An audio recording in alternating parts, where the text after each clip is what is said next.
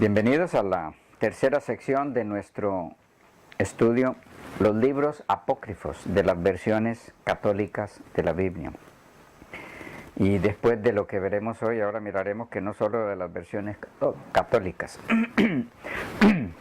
La pregunta que dejamos pendiente en la última sección fue: ¿cómo pasaron a formar parte de las versiones editadas o publicadas por las sociedades bíblicas protestantes los libros apócrifos? La Sociedad Bíblica Británica y Extranjera se fundó en 1804, según Historia del Cristianismo, tomo 2 por Kenneth Scott, Casa Bautista de Publicaciones, 1983, página 419. Y la Sociedad Bíblica Americana en 1816, según la misma obra. La Sociedad Bíblica Nacional de Escocia tomó la posición de que si estos libros no eran la palabra de Dios dada por inspiración, ellos no debieran de malgastar el dinero imprimiéndolos como parte de la Biblia. Según Ralph Early en Cómo nos llegó la Biblia, página 39. El mismo Ralph Early nos informa que dicha sociedad hizo una petición a la Sociedad Bíblica Británica y Extranjera, la cual votó en 1827 que no emplearían ninguno de sus fondos para publicar los libros apócrifos. Desde esa fecha, la mayoría de las copias de la versión del Rey Santiago se han publicado sin tales libros. Sin embargo, agrega Early, tomamos nota que algunas versiones posteriores en inglés les han incluido, como sucede con algunas ediciones de la versión Gospel y la revisión estándar. Tenemos que conceder que los libros apócrifos están gozando de nueva popularidad entre los protestantes. Lo que quiere decir, hermanos y amigos queridos, que como lo expresa Domingo Fernández, por espacio de 150 años, las sociedades bíblicas se mantuvieron fieles al acuerdo que tomaron en 1826, pero en 1968 han revocado o ignorado aquel acuerdo y están publicando una versión de la Biblia con los libros apócrifos. Leí de los libros apócrifos de Domingo Fernández, página 17. Y por supuesto que junto con Domingo Fernández también preguntamos a qué se debe tan sorprendente cambio de actitud. ¿Estamos aquí ante un eslabón ecuménico? ¿Debemos los creyentes en la palabra de Dios inspirada guardar silencio ante una concesión de tal envergadura por parte de las sociedades bíblicas a la Iglesia Católica Romana? ¿Hay algún peligro en tal concesión ecuménica para la fe cristiana? Veamos esto más de cerca en los siguientes tópicos. En primer lugar, indaguemos un poco en las resbalosas respuestas de los voceros de las sociedades bíblicas ante estos interrogantes. Gonzalo Báez Camargo, en sus propias palabras, leo de Revista La Biblia, octubre-diciembre de 1978, página 36, citado por Domingo Fernández en los libros apócrifos, página 18. Palabras de Gonzalo Báez Camargo. Cuando las sociedades bíblicas publican ediciones sin los deuterocanónicos, es para responder a las necesidades de las iglesias que no los aceptan como parte del Antiguo Testamento, sin que esto signifique en modo alguno que al hacerlo las sociedades bíblicas dictaminen que solo esos libros son inspirados. Cuando publican ediciones que contienen los libros deuterocanónicos para iglesias que las aceptan, es también solo para responder a las necesidades de ellas, sin que tampoco eso signifique de parte de las sociedades bíblicas un dictamen que los declare igualmente inspirados que los otros. Bien resbaladiza la respuesta. Y así hay muchas similares. Definitivamente esto apunta hacia una fuerza que va empujando cada vez más hacia un peligrosísimo ecumenismo en estos ámbitos. Algunas razones que señalan a los libros apócrifos o deuterocanónicos en el concepto católico como libros no inspirados divinamente. En primer lugar, errores históricos, cronológicos y geográficos.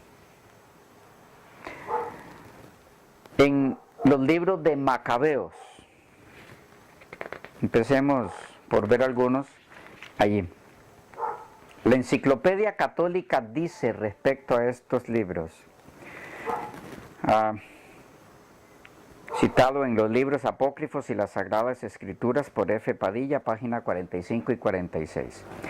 Entonces podemos admitir que el relato del fuego sagrado, así como la ocultación del tabernáculo, etc., es pura leyenda, y que la narración que se da de la muerte de Antíoco en la segunda carta es históricamente falsa.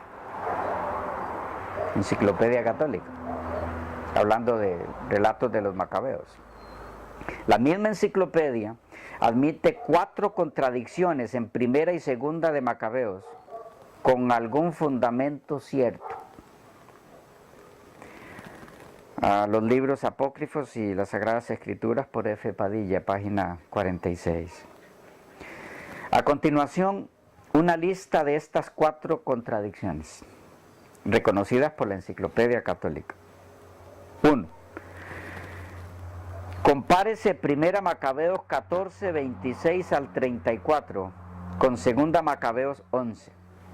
Macabeos 11, 21 pone las campañas a las que hace mención este relato en el año 148 antes de Jesucristo, en lugar del año 165 antes de Jesucristo, como debería haber sido si el relato fuese cierto. Y por otro lado coloca el relato en el reinado de Antíoco Eupator en lugar de Antíoco Epífanes. 2. Compárese 1 Macabeos 6 con 2 Macabeos 8:30 y 10:15 al 18 con 12, 10 al 45. Capítulo 12, versículos 10 al 45. Las incursiones presentadas en 1 Macabeos se describen como efectuadas en sucesión ininterrumpida, mientras que las presentadas en 2 Macabeos están colocadas en un plan histórico muy diferente. 3. Compárese 1 Macabeos 6 con 2 Macabeos 9. Sobre esto la Enciclopedia Católica admite que 2 Macabeos capítulo 9 difiere de 1 Macabeos capítulo 6 en lo referente a la muerte de Antíoco Epífanes, de quien falsamente se declara haber escrito una carta a los judíos. 4. Concerniente a 2 Macabeos 6, 18 al 7, 42, la misma enciclopedia dice: el cuadro de los martirios es sumamente colorido y es improbable que Antíoco haya estado presente. Y dejamos por allí un poco a Macabeos y vamos al libro de Judith. El libro de Judith. Desde el punto de vista católico, se ha aceptado tradicionalmente este libro como una historia exacta. Sin embargo, los católicos se ven obligados a admitir en su artículo sobre Judith lo siguiente: debemos confesar que hay, contra el punto de vista tradicional católico, muy serias dificultades. Los datos históricos y geográficos en este libro, como lo tenemos ahora, son difíciles de entender. Estas dificultades, según las mismas autoridades católicas, son por lo menos 10, citadas por F. Padilla. Veamos algunas de ellas. 1. Nabucodonosor, al parecer, nunca fue rey de Nínive. Y esto es lo que se menciona ahí. 2. La alusión que se hace en 1.6 a Erix, rey de los Helicos, es dudosa. 3. El carácter de Nabucodonosor difícilmente se parece al retrato que de él se hace en los monumentos. 4. Nótese la mezcla de nombres babilonios, griegos y persas en este libro. 5. La genealogía de Judith, como la presenta la Vulgata, es una mezcla. La que dan los 3 principales códices tal vez es mejor, pero varía en cada uno de ellos. 6. La misma Betulia es un misterio. Su posición se fija con minuciosidad. Se sitúa a la orilla de la llanura de Esdraelón y guardando el paso a Jerusalén. Sin embargo, no se encuentra ninguna señal de que haya existido tal lugar. Todo esto pueden verlo en el capítulo 11.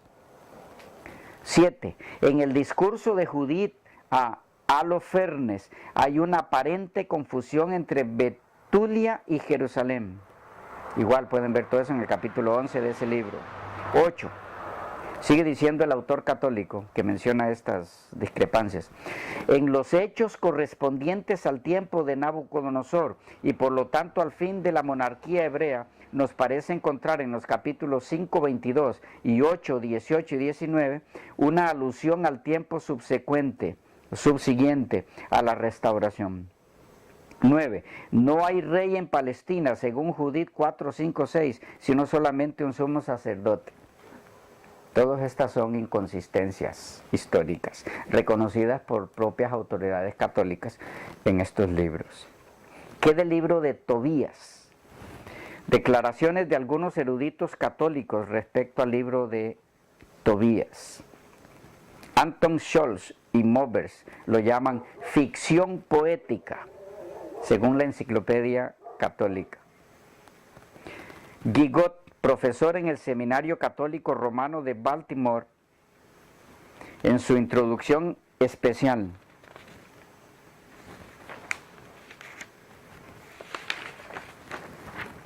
dice, en Tobías 1.18 se llama a Sennacherib hijo de Salmanasar, pero él era hijo de Sargón.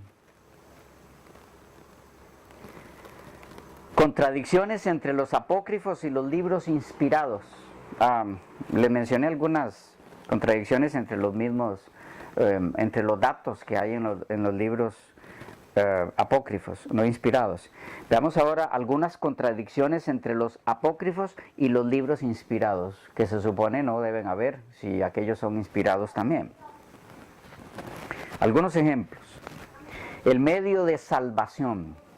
Los libros inspirados dicen que por gracia de Dios somos salvos.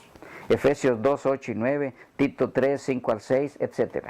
Los apócrifos dicen que es por las obras. Tobías 12, 9 dice, pues la limosna libra de la muerte y limpia de todo pecado. Otra contradicción entre los libros apócrifos y los libros inspirados. Un ángel que miente. En Tobías 5:12, el ángel dice llamarse Azarías, pero en 12:15 dice, yo soy Rafael. Véase lo que dice la Escritura, investiguen ustedes sobre los mentirosos, en Juan 8:44, Apocalipsis 21:27 y 21:8. Instrucciones supersticiosas. En Tobías 6, del 2 al 8, dice que bajó el muchacho a bañarse y salió del río un pez que quería devorarle. Pero el ángel le dijo, agárralo. Capturólo el joven y lo sacó a tierra. Díjole el ángel, descuartiza el pez y separa el corazón, el hígado con la hiel y ponlos aparte. Hizo el muchacho lo que el ángel le decía, y asando el pez comieron. Continuaron su camino y llegaron a Ecbátana. Dijo el joven al ángel: hermano Azarías, ¿para qué sirven el corazón y el hígado con la hiel del pez? Él le respondió: sirven para que si un demonio o espíritu le atormenta a uno, quemándolos ante él, ya no vuelve a molestarle. Cuanto a la hiel, sirve para ungir a quien tuviese cataratas, pues con ella quedará curado. Véase usted, véanlo, investiguen, lean por su cuenta, que no lo vamos a hacer ahora, lo que indicó el apóstol Pablo respecto a los que practicaban estas artes mágicas en Éfeso, en Hechos 19, 13 al 20. Todas estas prácticas recomendadas por este supuesto ángel a este muchacho son prácticas mágicas. Es espiritismo en el sentido puro, no tiene nada que ver con la palabra de Dios. Otro punto, el amor de Dios es limitado. En Sabiduría 7:28 dice que Dios a nadie ama sino al que mora con la sabiduría. Si usted compara esto con Juan 3:16 y Romanos 5:8 al 9, va a encontrar algo muy distinto respecto a quienes ama a Dios. Otro aspecto, las ofrendas a los muertos. En Tobías 4:17 dice: pon tu pan y tu vino sobre las tumbas de los justos y no lo des a los pecadores. Ofrendas a los muertos. Nótese cómo tal práctica provoca la ira de Dios. Según Salmo 106, 28 al 30, en la versión católica Nácar Colunga, donde leemos: y se hirieron a Baal Fegor, es Baal peor, y comieron los sacrificios de los muertos, y le provocaron a ira con sus obras, a Dios, y se difundió entre ellos una mortandad. Levantóse Finés e hizo justicia, y la plaga cesó. Por practicar cosas que tienen que ver con magia y espiritismo. Otro punto, la justificación del suicidio. En 2 Macabeos 14, 37 al 46 leemos así: un cierto Racías de los ancianos de Jerusalén fue denunciado a Nicanor como amante de la ciudad, donde gozaba de muy buena fama, y por su bondad era apellidado padre de los judíos. En efecto, en los tiempos anteriores había evitado todo contacto con los gentiles y había atraído sobre sí la acusación de judaísmo, exponiendo por ello su cuerpo y su vida. Deseando Nicanor dar muestra de su mala voluntad hacia los judíos, mandó más de 50 soldados a prenderle, pero creía inferir, prendiendo a este, un golpe a todos los judíos. Estaba la tropa a punto de apoderarse de la torre de su casa, forzando la puerta de entrada, y dada a la orden de prenderle fuego, Racías, estando para ser apresado, se echó sobre su espada, prefiriendo morir noblemente, antes de caer en manos de criminales y recibir ultrajes indignos de su nobleza. Mas como a causa de la precipitación no hubiera acertado a matarse, y la tropa invadiera ya la casa, resueltamente corrió al muro y virilmente se arrojó encima de la tropa. Al verle se retiraron y vino a caer en medio del espacio libre. Aún respiraba, y enardecido su ánimo se levantó, y mientras a torrente le corría la sangre de las grandes heridas, atravesó a la carrera por entre la muchedumbre hasta erguirse sobre una roca escarpada. Allí, totalmente exangüe, se arrancó las entrañas con ambas manos y las arrojó contra la tropa, invocando al Señor de la vida y del espíritu que de nuevo se la devolviera, y de esta manera acabó. Tremenda valentía, ¿no? Pero aquí está elogiado este hombre por lo que hizo. Suicidio. Declaraciones de autoridades católicas respecto a la no inspiración divina en los libros apócrifos, incluidas unas pocas autoridades no católicas.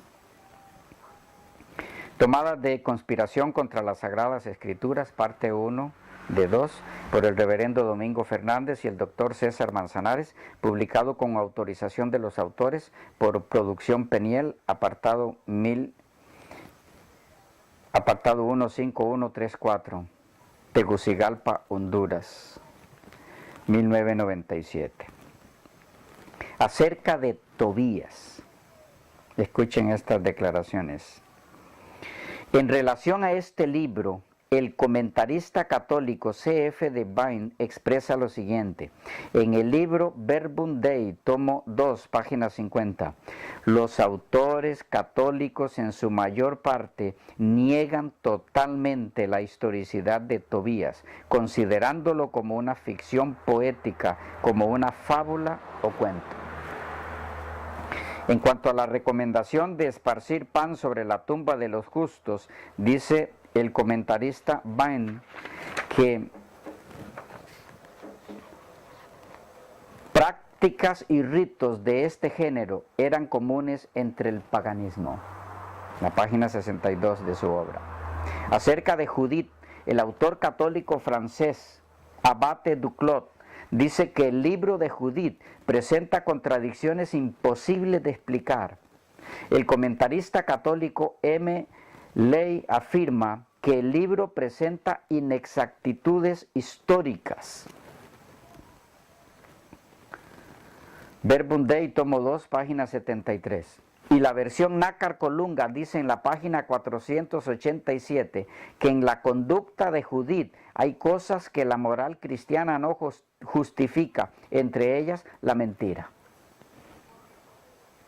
Acerca del libro de sabiduría, en la versión griega lleva por título La sabiduría de Salomón, pero el Ralph Early, no católico, afirma que este libro se escribió alrededor del año 40 de la era actual, 1000 años después de Salomón. Dice un autor que el libro se escribió para impedir que los judíos cayeran en el escepticismo, el materialismo y la idolatría. Muchos sentimientos nobles hallan expresión en este libro. Acerca de Eclesiástico, este libro se atribuye a un tal Jesús. En la introducción que aparece en la versión católica Nácar Colunga, dice que el autor no pretende haber escrito bajo inspiración divina. El libro contiene en su prólogo las siguientes palabras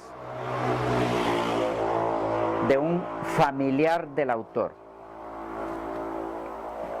Leo de Sagrada Biblia, Nácar Colunga, Biblioteca de Autores Cristianos, Madrid, 1969, página 883. Mi abuelo Jesús, habiéndose dado mucho a la lección de la ley, de los profetas y de los otros libros patrios, y habiendo adquirido en ellos gran competencia, se propuso escribir alguna cosa de instrucción y doctrina para quienes desearan aprenderla, y siguiéndola, aprovechar mucho más, llevando una vida ajustada a la ley. Os exhorto pues a leer esto con benevolencia y aplicación, a tener indulgencia por aquello en que a pesar del esfuerzo puesto en la traducción, no hemos logrado dar la debida expresión a las palabras, pues las cosas dichas en hebreo no tienen la misma fuerza cuando se traducen en otra lengua. No solo este libro, sino aún la misma ley, los profetas y los restantes libros traducidos difieren no poco comparados con el original. Es interesante observar que el autor del libro recalca que no pretende inspiración divina. En el 33:16 dice así: yo también, el último, me he desvelado como quien anda al rebusco después de la vendimia. Domingo Fernández nos dice respecto a esta declaración del autor de Eclesiástico: esta declaración del autor nos dice que él no se creía guiado por el Espíritu de Dios, como bien dice su sobrino. Se propuso por su cuenta escribir alguna cosa y lo escribió. Lo que escribió es bueno, pero no es palabra de Dios. Los libros apócrifos, Domingo Fernández, página 10. Acerca de Baruch, Dice Ralph Early que aunque el libro de Baruch se presenta como escrito por Baruch, el escribiente de Jeremías en el año 582 a.C., la realidad es que fue escrito alrededor del año 100 después de Cristo. El comentarista católico P.P. Sidon, en su introducción al libro de Baruch, dice lo siguiente. Esto en Verbum Dei, tomo 2, página 547. Los críticos no católicos ponen la redacción final del libro en el año 70 después de Cristo, si bien algunas de sus partes pueden ser de origen anterior. La introducción, capítulo 1, versículos 2 al 14, abundan en inexactitudes históricas. De tal manera que el libro comienza con una afirmación que no la creen ni los mismos ni las mismas autoridades católicas. ¿Qué acerca de Macabeos? En 2 Macabeos 2:24 nos dice que su contenido fue narrado por un tal Jasón de Cirene en 5 libros que nosotros nos proponemos compendiar en un solo volumen. En 2 Macabeos 12, 43 al 46 se enseña y recomienda la práctica de ofrecer sacrificios por los muertos. ¿Ven por qué les interesa a los teólogos católicos estos libros? Porque apoyan sus doctrinas en relación a sus prácticas con los muertos. Además, 2 Macabeos 12, 43 al 46, manda hacer una colecta en las filas recogiendo hasta 2000 dracmas que envió a Jerusalén para ofrecer sacrificios por el pecado.